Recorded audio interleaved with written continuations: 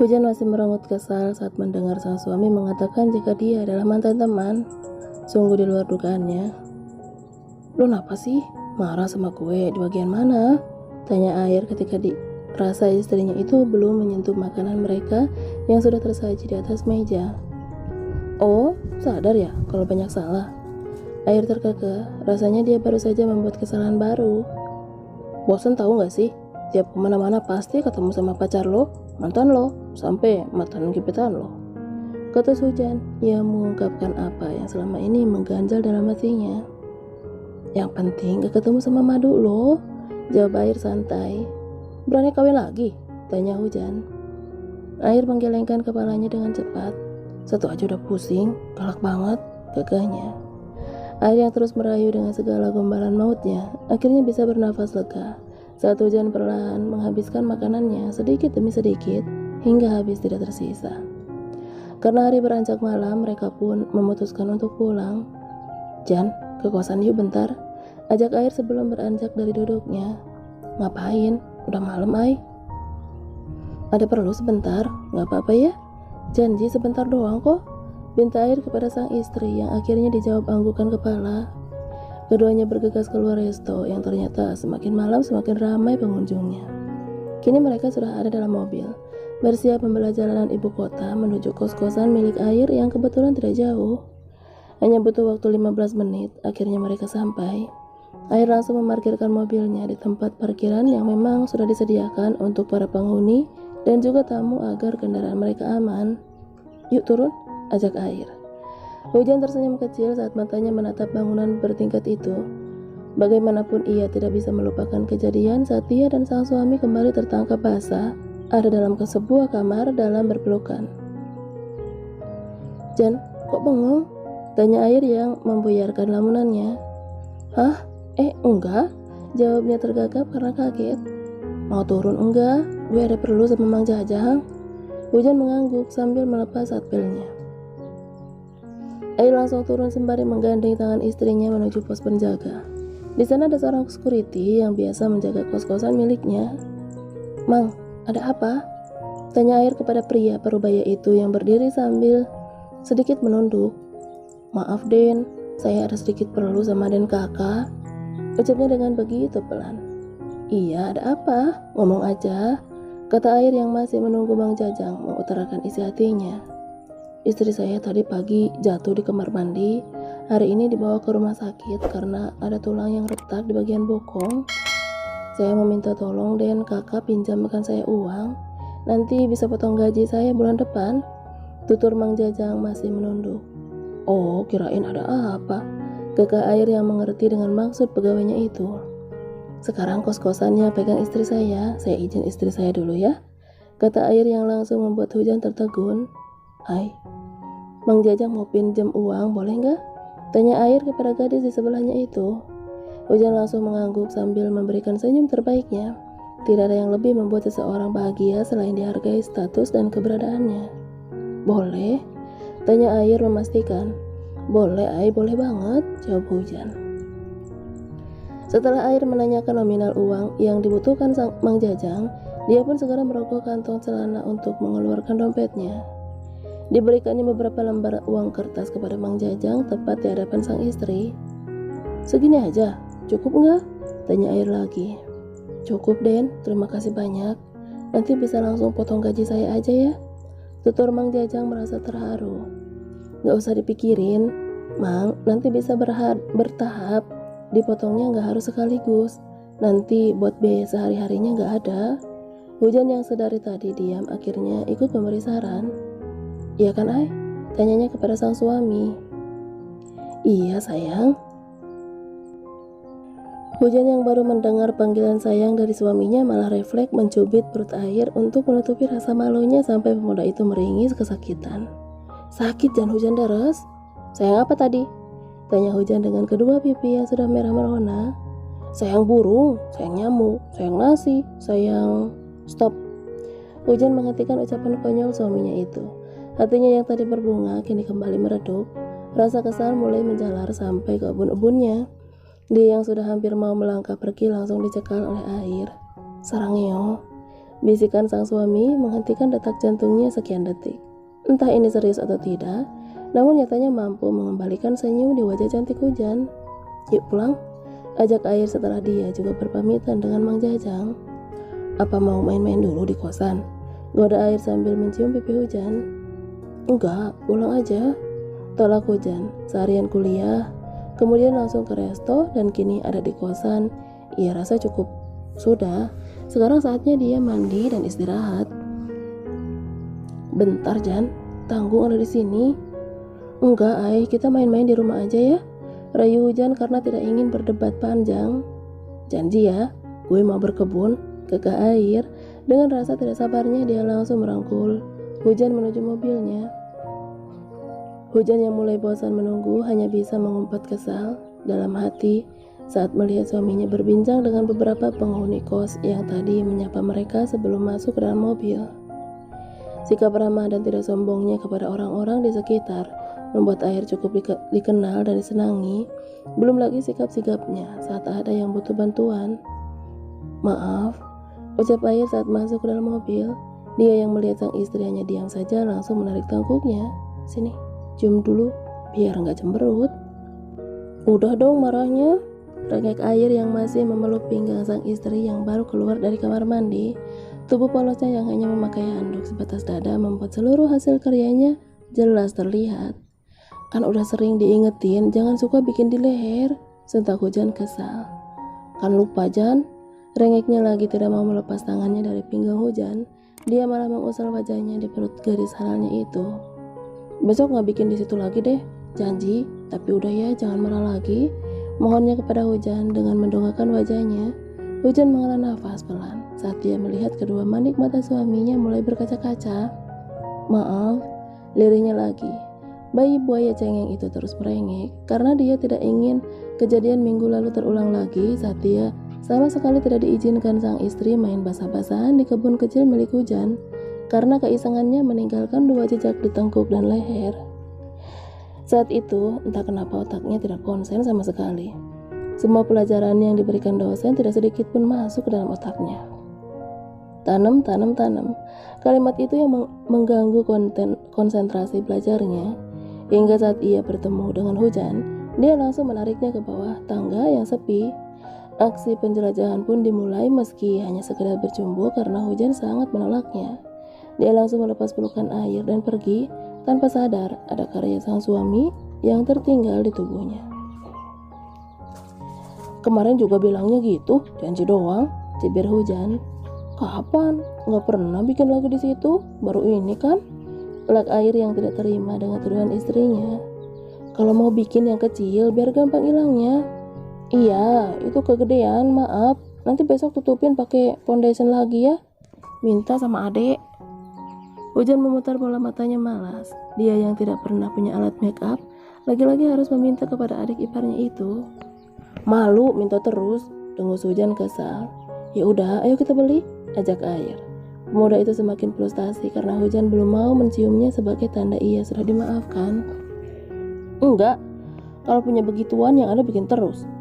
Hujan tidak ingin terus termakan akal bulus kemesuman suaminya itu. Kan buat kalau darurat gini enak, Jan. Hujan membuang napas kasar. Rasanya tubuhnya begitu lelah hari ini. Kegiatan sehari-hari ditambah harus melayani suami yang tidak kenal waktu dan tempat cukup menguras tenaganya selama sebulan. Awas, gue mau pakai baju, dingin. Hujan mencoba ingin melepas pelukan Air, tapi pemuda itu masih enggan melepasnya. Awas Ai, cepetan, bersih-bersih sana, kita pulang. Ditanya kepada si bayi buaya yang masih nampak polos, tidak ada apapun yang menutupi tubuhnya. Air menggelengkan kepalanya, dia masih menenggelamkan wajahnya di perut rata sang istri. Maafin dulu, gumamnya manja. Hujan, maafin kakak. Lirihnya dengan tatapan mata memohon dan sandu. Ada cairan bening di ujung matanya. Hujan tidak bisa mengelak atau bertahan pada amarahnya jika sang suami sudah menyebut dirinya sendiri dengan panggilan kakak. Bagi Hujan itu adalah kata paling manis yang keluar dari mulut suaminya, karena Air hanya akan mengatakan itu jika sedang dalam keadaan manja tingkat akut dan bucin level maksimal saja. Iya, ya, Kakak minta maaf. Oh iya, tapi janji ya, kalau airnya hujan gak boleh bikin di tempat yang bisa dilihat orang, kan malu, jawab Hujan. Kemudian mencium kening suaminya sebagai tanda permintaan maaf diterima. Tapi bukannya air namanya jika ia tidak iseng. Tangan jahil kini sudah menarik handuk yang masih membelit tubuh polos sang istri. Nambah? Boleh. Galau tingkat dewa, air adalah saat pesannya tidak satu pun dibalas dan teleponnya juga tidak diangkat sama sekali oleh sang istri. Saat itulah dia bagai ingin mengacak-acak dunia untuk menumpahkan rasa kesalnya. Umpatan kasar dan rasa gemasnya kepada benda pipih yang sedari tadi digenggamnya membuat siapapun yang di dekat pemuda itu ikut rungsing dan jengkel. Tadi diajak gak mau, sekarang marah-marah, ledek Reza sambil memberi makan ikan-ikan peliharaannya. Males, jawabnya dengan nada kesal.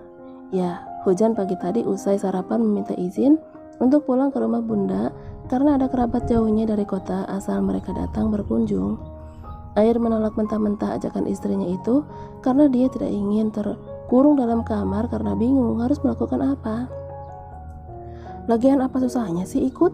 Daripada di sini juga marah-marah terus, bikin pusing, kata Reza yang akhirnya ikut mengomeli anak sulungnya itu. Ya kan kakak bingung di sana mau ngapain? Di kamar terus kayak anak ayam negeri, balasnya. Ya ikut gabung dong, ngobrol sana sama saudara-saudaranya Hujan, saran Reza. Paling juga yang datang emak-emak, kakak gak suka ada yang cubit. Keluhnya sebal jika mengingat pernah 3 kali menjadi sasaran kegemasan para kerabat Hujan yang kagum dengan ketampanannya. Gak apa-apa, daripada bosan di kamar, timpal Reza lagi. Papa tuh gampang banget bilang gak apa-apa. Gak apa-apa, gak apa-apa. Papa tuh gak tahu rasanya di rumah mertua tuh gimana, jawabnya kesal membuat semua orang yang mendengarnya tertawa. Ada bumi, cahaya, dan langit di sana. Jelas Riko lah yang paling keras tertawa sampai terbahak-bahak memegangi perutnya. Tanpa aba-aba Reza langsung melempar Riko dengan toples berisikan makanan ikan yang sedari tadi ia pegang. Sialnya benda itu tepat pada keningnya sampai pria tinggi putih berlesung pipi itu harus meringis kesakitan. Ini jidat glowing gue tuh tempat adek lo ngaca, tahu nggak? Sentak Riko kesal sambil mengusap keningnya. Mau apa lo? Ketawain gue? Hah? Tanya Reza yang sudah berdecak pinggang. Lah, kan bukan gue doang yang ketawa. Anak-anak lo juga pada ketawa. Kenapa gue doang yang kena lempar? Tantang Riko. Dua pria yang tidak lagi muda itu kini berdiri saling berhadapan di ruang tengah. Karena lo ketawa paling kenceng, seneng lo ledek gue. Iya, empat Reza penuh amarah.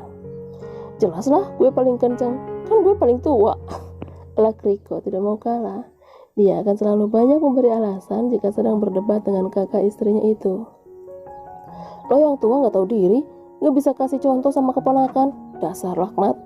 Sentak Reza kepalanya kini bagai bertanduk dengan kepulan asap. Amira dan Melisa yang mendengar keributan di lantai bawah pun segera turun. Keduanya memang sedang berada di dalam kamar meninggalkan suami-suami mereka yang tidak pernah akur. Ada apa sih? Tanya Melisa saat sampai di akhir tangga. Dia ketawain aku, Ra, adu Reza kepada Humairahnya. Melisa mengernyitkan dahi kemudian saling berpandang dengan Amira. Jadi ngapain? Tanya adik bungsu Reza itu. Aku gak ngapa-ngapain, Mam, cuma ketawa aja. Emang gak boleh?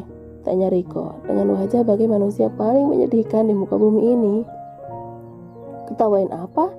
Tanya Melisa dan Amira berbarengan. Tawain papa gak punya mertua, jawab si kembar dan langit berbarengan.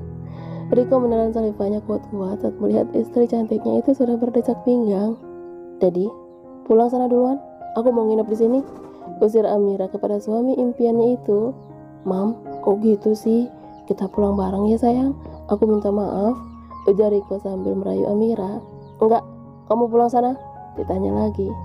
Sayang, lihat nih, jidat aku kena toples dilempar sama Reza.